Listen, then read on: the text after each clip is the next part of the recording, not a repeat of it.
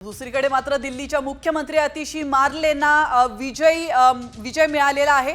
तर काटेकी टक्कर मध्ये आतिशींचा विजय झाला। या क्षणाची दुसरी महत्त्वाची बातमी आपण पाहतोय। भाजपच्या रमेश बिथोरींना पराभवाचा धक्का बसलाय। तर कालकाजी मतदारसंघातून आतिशींचा विजय झालाय।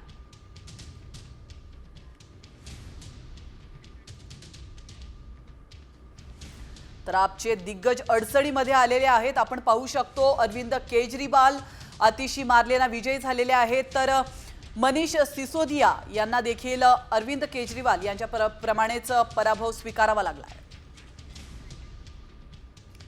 तर दिल्लीमध्ये भाजपला कोणत्या घोषणांचा फायदा झालाय आपण पाहूयात।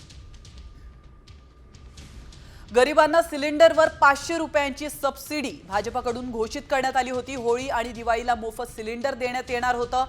200 युनिट पर्यंत वीज मोफत देण्याची देखील घोषणा झाली होती। रहिवाशांना 20,000 लिटर पाणी मोफत, ज्येष्ठांसाठी 10 लाखांचा आरोग्य विमा देखील मोफत दिला जाणार आहे। तर आपण पाहतोय भाजपने महत्त्वाच्या घोषणा केल्या होत्या आणि या घोषणांचा फायदा विधानसभा निवडणुकीमध्ये भाजपला झाल्याचं पाहायला मिळत आहे।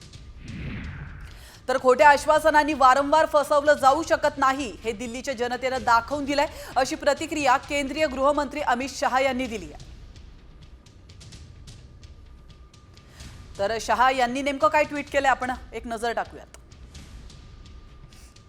दिल्लीच्या जनतेनं हे दाखवून दिलंय की जनतेला वारंवार खोट्या आश्वासनांनी फसवलं जाऊ शकत नाही। जनतेनं आपल्या मतांनी दूषित यमुना, पिण्याचं प्रदूषित पाणी, खराब रस्ते, सांडपाण्याची अव्यवस्था आणि प्रत्येक गल्लीत उघडलेली दारूची